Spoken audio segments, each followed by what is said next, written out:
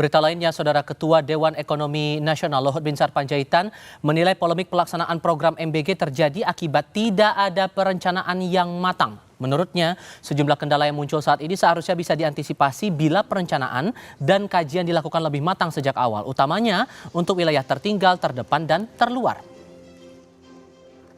Jadi kita evaluasi satu-satu dan apa yang sudah dibuat oleh MBG saya kira sudah bagus sekarang.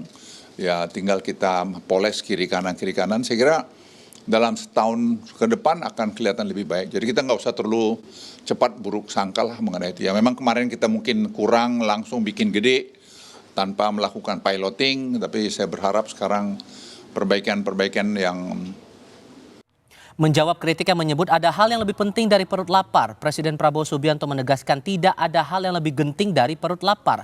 Hal itu disampaikan Prabowo saat menghadiri acara Puncak Pekan Nasional Petani dan Nelayan di Kabupaten Gorontalo, Rabu kemarin.